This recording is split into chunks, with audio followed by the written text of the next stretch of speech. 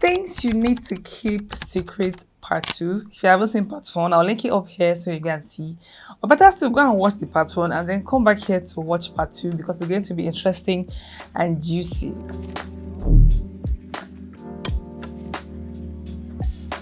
And if I see my face and my content for the very first time, hi, my name is Sky. Welcome to my channel. Over here, I talk all things minimalist lifestyle, creativity, and productivity. Everything is easy, chill, and fun over here. So if you like the vibe, please consider subscribing. So in that other video, I did mention that there are a few things that I believe people just overshare about. They share all these things online and even in person, and I just feel it's either they don't know better or they don't understand or appreciate the how dangerous it is or how much information they're putting out there that they shouldn't put out there. And even in person, there's some things that I believe we shouldn't share with just anybody. Of course, as time goes on and you get to know people, you can then choose how much you share and how vulnerable you want to be. But with strangers online, I feel like you should be very, very careful about what you put out there. Not only is it that you can't take it back, but some of these things expose you to all kinds of danger and trauma. There are two major things I'll speak about in this video, and they came to my mind after I shot the previous video and I was talking to my friends and also from the comments that I got in that video. And it kind of occurred to me that I needed to do like a separate video where I'll have the time to break it down because there are 2 points, but they are very, very big and they're major. Right, so the first one, you guys, is insecurities. There's a reason I feel you shouldn't talk about your insecurities to strangers. First of all, on the internet, like I said in that video, the internet is not your friend. Twitter, Instagram, even here on YouTube, there's some things that you share about yourself, and I know sometimes creators or people just share these things from a point of sharing their burden or to even teach others or even to heal themselves, and all those things are good. But when it comes to personal relationships or close relationships or acquaintances, or when you meet people for the first time, sharing your insecurities more often than not is not the best move to make. And I really believe this. Your insecurities are very much a part of you. Like, they can be caused by all sorts of things. It could be trauma, it could be what you've been told or taught from, when you were a child. It could be things that you came to believe as you went on. It could be real. Like, some insecurities are not just in your head. Some insecurities are real with tangible effects in your life. They affect how you live. They affect your self-esteem, your self-respect, how you engage with other people, your boundaries, all of these things. So when you meet people for the first time and you're talking to them and then you're telling them, oh, I'm very insecure about my body, I'm very insecure about XYZ, I'm insecure about my past or what I've done or what has happened to me, I feel it's very dangerous. People are, first of all, prone to judgment, whether they like it or not, whether they intend to or not. Sometimes human beings just judge. I'm not saying that their judgment will kill you. Even if they judge you, nothing will happen to you most likely. But if you're someone who cares about the respect that they get from other people, if you care about yourself and care about your self-respect and want to protect yourself and make sure you are safe, exposing that you are insecure about certain things, it kind of puts you at a higher risk of being abused, because people will judge and they will abuse you even when they don't intend to. Let's say, for example, you're insecure about your body and then you tell someone that, oh, I'm insecure about my body, I'm insecure about my skin and all of these things.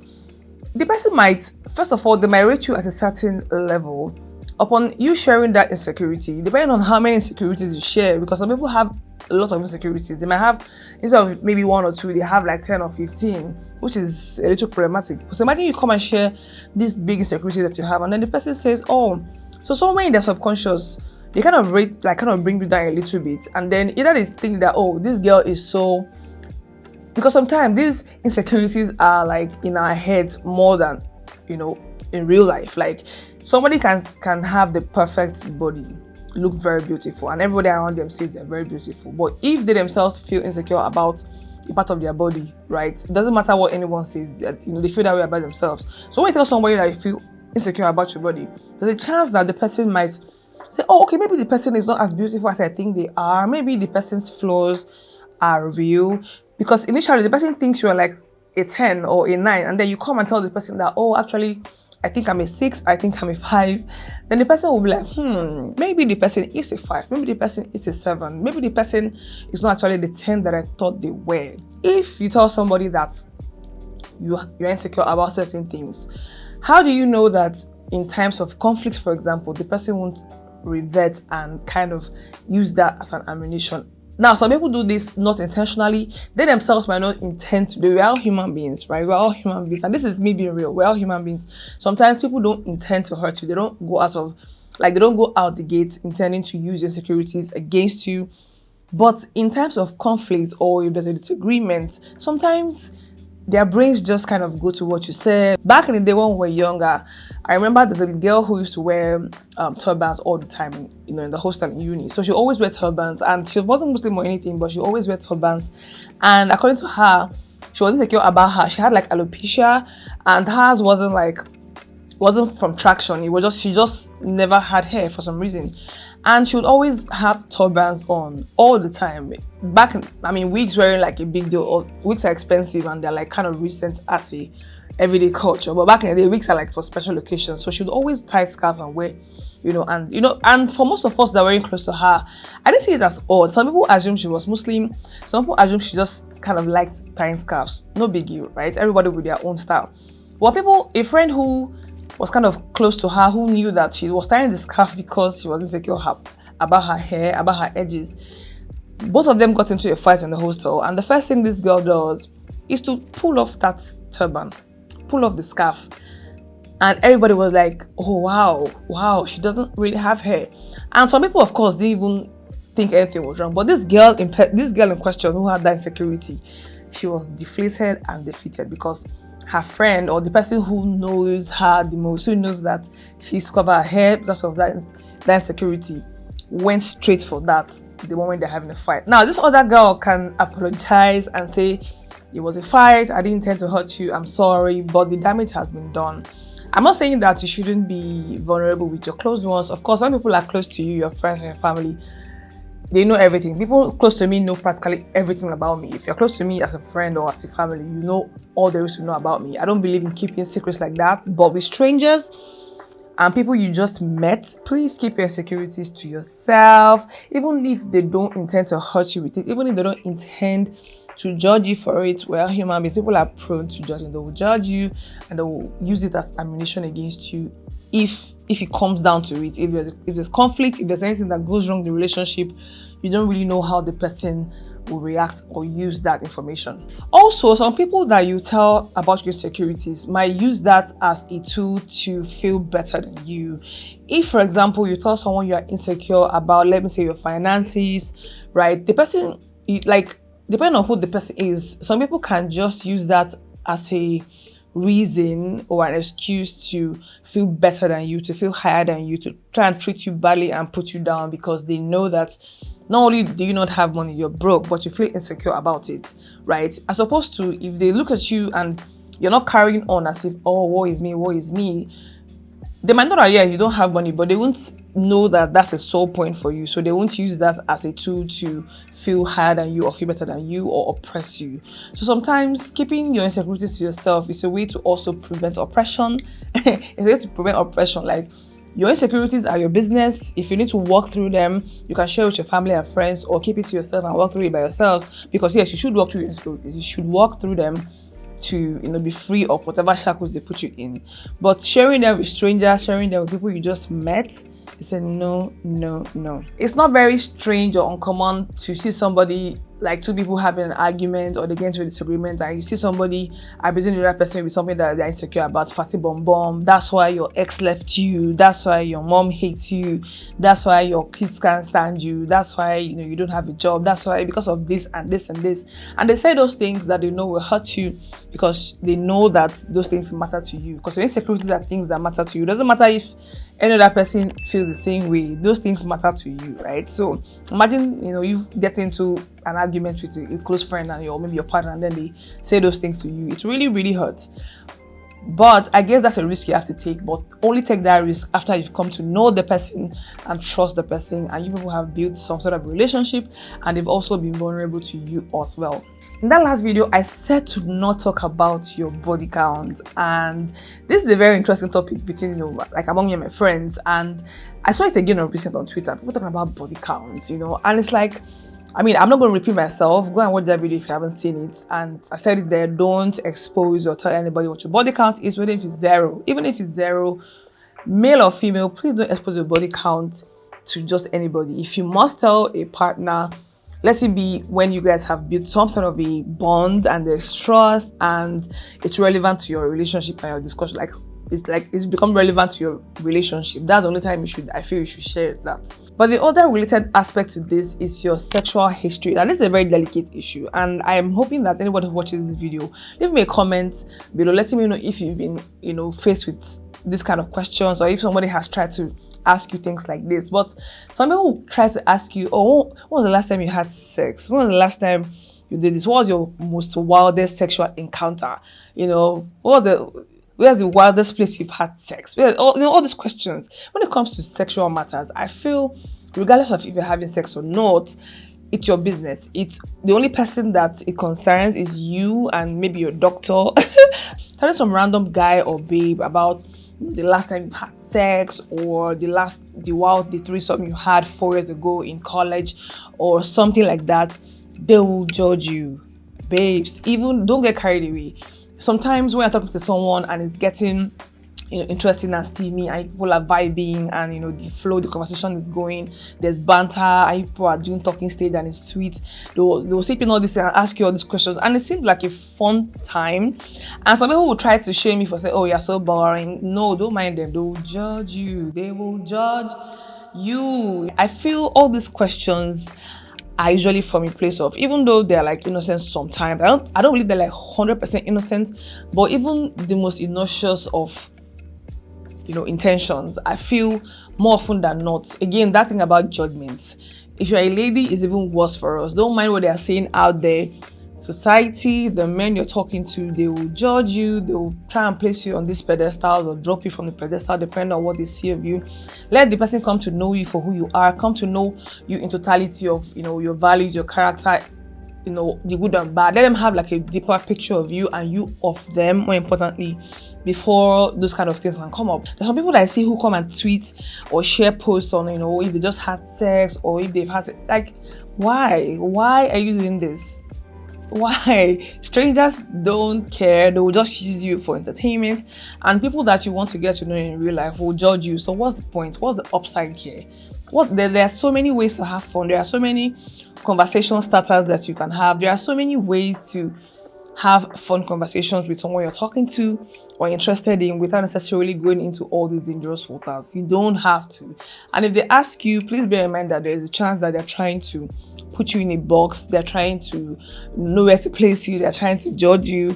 And it's just risky for you. If you're a woman, for both male and female, yes, but if you're a woman, please don't. Imagine you tell somebody that you want to date that, when I was I dated a married person, or I had an abortion when I was this, but it's in the past. And then it might be okay with them initially, but then later something goes wrong and then you're hearing, you are done XYZ, you are done, you were.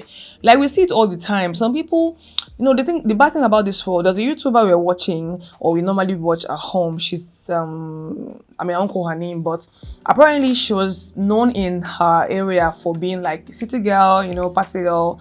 She was happening relationship and whatnot. And then this girl, by her own admittance, we're all growing, right? Life is changing, we're all changing, we're all evolve.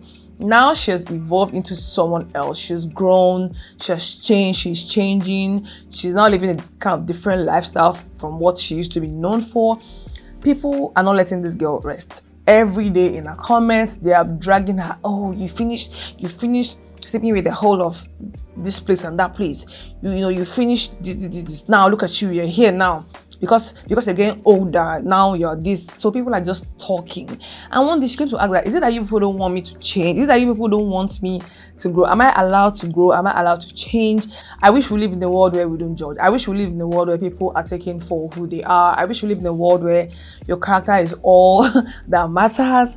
But that's not the way the world works. I'm sorry. I'm not saying to conform just for the hell of conforming. I'm not saying to pretend, but you can still live your life and do what you want to do without necessarily broadcasting it to the whole world over the internet. And if you meet someone for the first time, that's not the time for you to tell the person all that you've been doing, where you've been, who you've been with.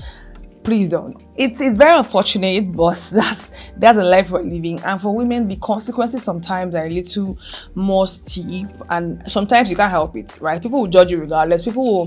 There's no way to satisfy the world. There's no way that people will not talk about you. There's nothing that you do and people will just not talk about you. That's not how it works, right? However little your circle is, whether you're famous or not famous, even if you just know two people will talk about you. People will have opinions about you. That's absolutely normal. But you can reduce your exposure level, you can reduce your risk by not sharing these things with strangers on the internet and even in real life. When it comes to making friends and even dating or whatever, or just generally socializing, I believe that it's easier. I've come to learn as I'm growing older, I've come to learn that it's easier to be with people who share similar values as you. I'm not saying that opposites cannot attract. I'm not saying that you can't make relationships work with people who are not of the same mindset as you, but in my experience and my opinion, I think it's easier if you both or you all share similar values. Now, when you first meet people, it's my opinion that you don't just talk about your values and your standards. My personal tactic with this is to observe, get to know them, let them get to know you, observe who they are, how they behave, their character. Are they the kind of people who say one thing and mean something else? Are they prone to badmouthing other people? If you do this observation with time, I feel you come to know if you're supposed to be friends with this person, if you're supposed to date this person or not. You kind of know where to place them based on what their values are, as opposed to telling them. God forbid you meet somebody who is a pretender. God forbid you meet somebody who just acts like they kind of tell you what you want to hear, or act the way they know you approve of. If you're somebody who, for example, is blessed with lots of resources, right, there's a chance that you can attract people who might want to leech off of you, for example. So coming to tell them, I like this kind of person, I'm this kind of person, I'm this kind of person. No, let's get to know each other. Let's talk about things. Let's observe each other naturally, and then we'll kind of see who we are. I'll see who you are, you see who I am, and then we'll decide if we want to be friends or not. We'll decide if we want to date or not. I'll decide if I want to have you in my life, and vice versa. Please, sharing is great. Sharing is great. It's a great way for you to know the person. It's a great way to build bonds. But please avoid oversharing. Please avoid oversharing. Online, offline, oversharing doesn't it's so bad that some people don't even know where to share. Like, let's say in the office, for example, the office is not the place for you to share intimate or deep family issues. If you're having problems with your spouse, for example, relationship issues, the office is not the place for you to share it. Like, it might be okay to share. It's not anything to be ashamed of. It happens, it's life. But the office is not the place to share it, or your business partner or something like that. If you are among friends at home in an informal setting, maybe. So even if they ask you are you dating, are you whatever, sometimes talk comes up, among professional colleagues or whatnot, and they ask, are you married, are you dating? You'll be like, yes or no. Keep it to a yes or no. Not to go into detail talking about I have my baby daddy this, and my ex-husband, my ex-wife this. It's too much information. Nobody cares, and that's not the place for talking about such things. So please, let's be guided. Let's be guided. Let's know when we're sharing too much. Let's know what we're sharing and what we shouldn't be sharing. It's for a lady especially. Please watch these two videos, this one and the one that I posted before. It's very, very important. Bear that in mind as you're navigating life and you want to be open and fun and free and liberated. Just be aware that these are the things that people judge you for, and these are potentially dangerous things for you to share. All right, but let me know in the comments if there's anything that you feel people overshare about, that you want to advise people to stop talking about or stop oversharing about. I'll be happy to hear about them in the comments. I want to hear from you guys in the comments. Please comment. Okay, if you watch the video to this point, please comment. In the meantime, give it a thumbs up if you enjoyed this video, and subscribe to my channel in case you haven't. I want to get to 1K subs this November. I don't know if it's possible, but anything can happen. So if you watch this video to this point, please subscribe. All right, I'm going to see you in my next video. Bye.